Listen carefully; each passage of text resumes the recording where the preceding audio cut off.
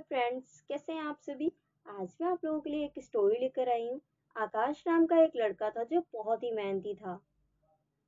वो जब भी पढ़ाई करता हमेशा अपना 100% देता था। उसके बावजूद भी उसके अच्छे मार्क्स नहीं आते थे। जब वो थोड़ा और बड़ा हुआ उसने सरकारी नौकरी करने की सोची और उसने बहुत ज़्यादा ट्राई किया, मगर उसे सरकारी नौकरी भी नहीं मिली। फिर उसने सोचा क्यों ना मैं प्राइवेट नौकरी के लिए अप्लाई करता हूँ। जब उसने प्राइवेट नौकरी के लिए अप्लाई किया, बहुत ज़्यादा उसने ट्राई किया, तब उसे नौकरी तो मिल गई, मगर उसे वहाँ बहुत ज़्यादा ताने मारे जाते थे कि तुम इस जॉब के लायक ही नहीं हो, तुम इस जॉब को कर ही नहीं सकते, तुम्हारे अंदर तो कोई काबिलियत ही नहीं है। ये बातें बोल बोल कर उसे हर जगह से निकाल दिया जाता था। वो कहीं भी जॉब पर जाता, थोड़े दिन काम करता, मगर कुछ दिनों बाद उसे ये ताने मारकर हर जगह से उसे निकाल दिया जाता था। ये सब सुनकर वो बहुत ज़्यादा परेशान हो चुका था।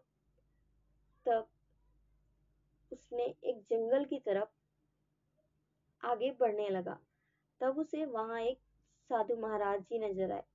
साधु महाराज जी ने कहा, बेटा, इतने बेचैन और दुखी, आखिर क्या बात है, तुम कहाँ जा रहे हो।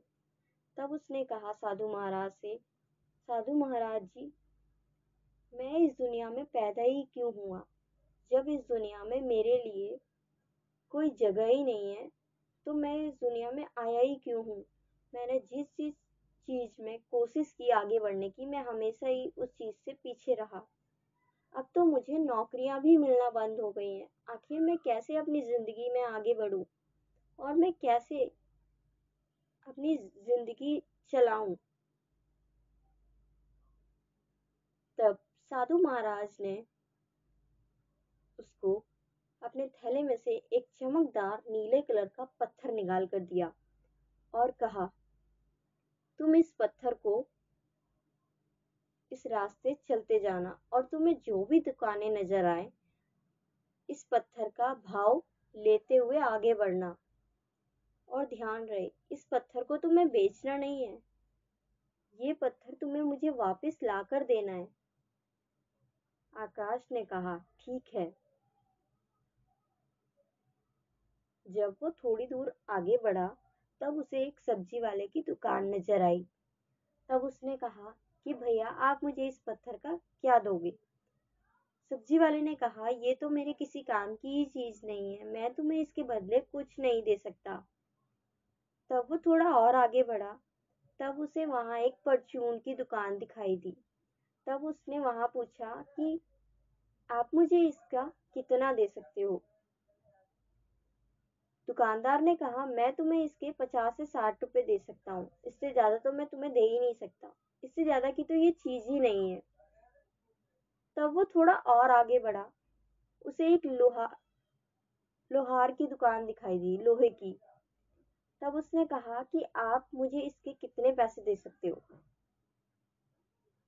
दुकान वाले ने कहा, लोहे की, मैं तुम्हें इसके बस 100 रुपए दे सकता हूँ, इससे ज्यादा तो मैं दे ही नहीं सकता, इससे ज्यादा की तो ये चीज ही नहीं है, मैं तुम्हें 100 रुपए से ज्यादा दे ही नहीं सकता। जब वो थोड़ा और आगे बढ़ा, तो उसे वहां एक सुनार की दुकान दिखाई दी।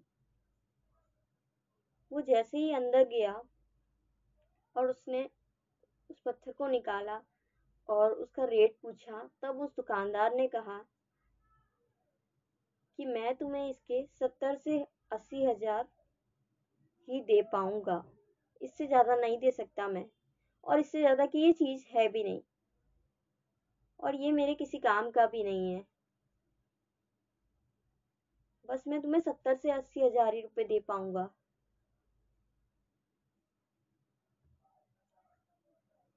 फिर वो थोड़ा और आगे बढ़ा। उसे बहुत बड़ी दुकान, सुनार की दुकान नजर आई। उसने उस पत्थर को निकाला। वहां खड़े जो लोग थे उस पत्थर को देखते ही दंग रह गए। तब लोगों ने कहा, ये पत्थर तुम्हारे पास कहाँ से आया, ये पत्थर तो बहुत अनमोल है। दुकान पर काम करने वाले लोगों ने कहा, हम तो इसका तुम्हें पैसा दे ही नहीं पाएंगे। तुम ऐसा करो, इस पत्थर के अच्छे दाम तुम्हें शहर की बहुत बड़ी सुनार की दुकान पर ही मिलेंगे। तुम वहां चले जाओ, वहां तुम्हें इसके सही दाम मिलेंगे। तब उस आदमी ने यही किया। वह शहर गया और वहां उस पत्थर को दिखाया। तब सुनार ने कहा, मैं तुम्हें इस पत्थर के 10 से 15 करोड़ रुपए दे सकता हूँ। दुकानदार ने कहा, ये पत्थर तुम हमें बेचना चाहते हो?